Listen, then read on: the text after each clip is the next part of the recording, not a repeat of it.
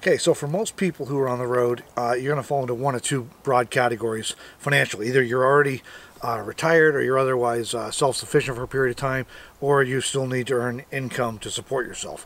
And a growing number of people who are choosing to live nomadic lifestyles are in that latter category, where they still need to earn an income to support themselves because they're not yet retirement age, or they don't have the funds to where they can just do this indefinitely. So there's a few different ways you can do that. Some people have a job that lets them work remotely. Other people do work camping things, and we've talked about freelancing, which is how I got started and something I continue to do actually. But I've also have some basically a micro business or set of micro businesses I'm involved in that I'm building up that allow me to support myself as well. So there's some overlap and similarity between freelancing and a micro business. A micro business is just a real small business. It's just, you probably don't have employees, you don't have a lot of overhead. It's just a super scaled down, lightweight business. And in this case, we're going to be interested in those that are location independent. Those kind of businesses that can be done from anywhere, pretty much, with maybe some certain requirements. So for example, the kind of things I do, I require electricity and internet access, and other than that, I can do it literally anywhere in the world, as long as I have those two things. So I'm not tied to any kind of location, which is great. Since I'm a nomad, lets me move around as much as I want to, pretty much. So there's the distinctions, though, between freelancing and a micro business. With freelancing, you're self-employed still, but you're working for somebody else still. You're working for another company or another individual, and they're giving you work each week. You do that work or every day or month, whatever it is, and you get paid for that work. The catch is, if you don't work for a few days or a week or a month, you don't get paid. So you have to keep doing the work over and over again, just like with a job.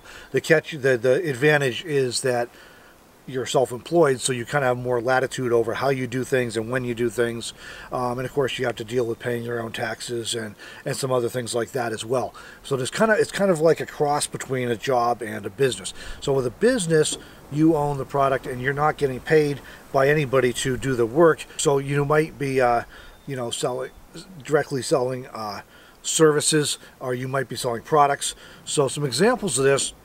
I started out on the road doing a lot of freelance writing, and so with freelance writing, I wrote for a client, sent stuff in, then they pay me.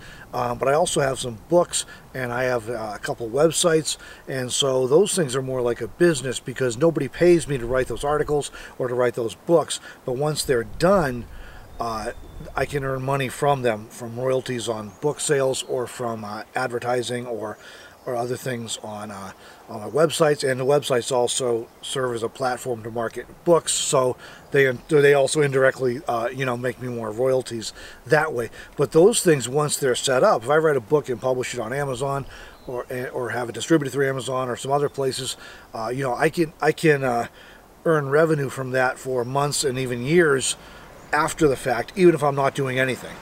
Because there's a system in place, an automated system in place that takes care of it once I get to a certain point. And so that's different from freelancing because I don't have to keep showing up every day to earn that revenue. Of course, if I don't keep producing more stuff, that revenue will taper off over time, but it does provide a long-term income stream. So other examples, for example, I do some freelance videography work, video editing and production. Now, if that stuff, I get paid for what I do. So if I don't work for a week, I don't get paid that week. I also have a couple of YouTube channels. One, my this personal one here, and I also have a joint one I do with Deborah at Meander. You definitely want to check that out if you haven't already. Some great content over there, a lot of fun. But with those channels, nobody pays me to make videos. But what I do make money from then is, in the long term, I make money from advertising and from affiliate commissions and things like that. So again, those things taper off if I don't continue to work, but it's not directly tied. So if I don't do anything for a week, people are still watching my videos, and I'm still earning some revenue from them, whether I work or not that week. So that's kind of the conceptual difference between freelancing and a business. And so with micro businesses, you just want to keep it super simple. So traditional retail store, for example, is not location independent and is not a micro business. It's not location independent because you're tied to a store location, and it's not a micro business because you have inventory, you have a lot of expenses like the real estate and utilities, and you may have to have employees. So it's a more complicated business structure. There's a lot more to it. So where a micro business is like, for example, if you're writing and you're writing books and things, it can be just you and a laptop, and you're able to make some money, and you don't have much overhead, and you don't have a lot of things tying you down structurally. Or video production, again, you can have what fits in a camera bag is your gear and your laptop, and you're able to shoot or edit videos and produce videos without having to have a whole studio or anything. So some other examples, I know people are doing on the road. People do web development on the road. That's a great micro business if you're into the technical end of things. I did that for about a decade and eventually just moved on to other interests like writing and then photography and videography. But web design is a great micro business because it, again, requires a laptop and a little bit of software, and that's about it. You need electricity and internet connection. You do it anywhere. Some people do like eBay or sell on Amazon and stuff, and they're able to buy things as they travel, and then they sell them and make money from selling things. Of course, the catch with that is you're probably going to be having to stick to small items, unless want to haul a trailer, or you got a really big rig to have room for storage. So most of us, that would be a pretty small setup we'd have to be working with. People do things like, I know I have one viewer talks about doing wire wrap jewelry and selling it at flea markets and online and through Etsy or places like that. So there are tons of ways you can do a micro business. There are different things depending on what your interests are, what your skills are, what kind of thing works for you. So the kind of stuff I do, for example, I'm free to go wherever I want, but I am tethered to, Deborah says I'm tethered to the tower. As I need a good cell tower with good data connection, or I need it somewhere where I have good Wi-Fi, whether that's a library or coffee shop, hotel, whatever. I need an internet connection, I need electricity, so I'm tethered to that. So that if you don't want to deal with that, those kind of businesses may not appeal to you because you do have to be online pretty much every day.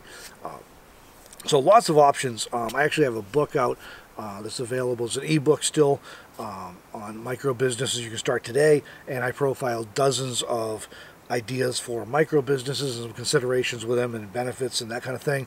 Not many of those are not location independent. That book was originally written a number of years ago before I was on the road and before I was traveling full time. So they're not all, but some of them are location independent.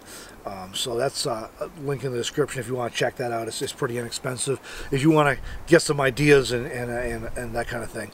But basically anything that can be done remotely and doesn't need you to be tied to a physical location, and that doesn't take a lot of inventory or a lot of help with personnel and stuff, can be a good candidate for a micro business. Basically, you're just looking for a little side business or maybe even a full-time business, but you're looking for something you can do simply and that doesn't take a lot of gear or equipment or tie you to a location. So that's kind of the idea with micro businesses. They're kind of like a step, if you will. They're a business, but they're sort of a step between the simplicity of freelancing and a full-blown traditional business with property and employees and all that. Sometimes people call them like cottage businesses or that kind of thing. Some people who have micro businesses just refer to themselves as being self-employed. But the key is just that they're just really simple, small businesses that are easy to operate and have low overhead and are easy to turn a profit on. And that's kind of what you're aiming for, is just a way to make some money and allow you to support yourself while you do whatever it is you want to do, whatever your interests are. In my case, that's traveling and going a lot of different places. So hope this gave you some ideas about how a micro business might be beneficial to you and might be a way for you to support yourself as you travel. And there are people who are running micro businesses as full-time income streams, and people are running them as part-time ventures just to supplement their Social Security or supplement savings, so they're not burning through their savings so fast. And a lot of people have micro businesses operate more than one, so they may have a couple different gigs that they do that earn them revenue each month. So, or at different times of the year, they may focus on one or the other. So a lot of flexibility there. You can do it your way, whatever works for you. But it's a great way to give yourself the most flexibility and the most freedom. You still obviously have to be concerned with keeping your clients happy or your customers happy, and with keeping the income coming in. So it's not like it's you know, every day's at the beach and you never have to worry about anything, but you're not tied to somebody else's schedule. So that's kind of nice if you're interested in being able to travel and go check out the places you want to check out.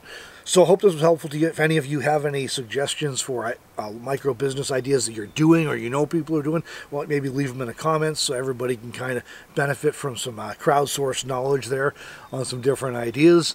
Hopefully that'll be helpful to all of us.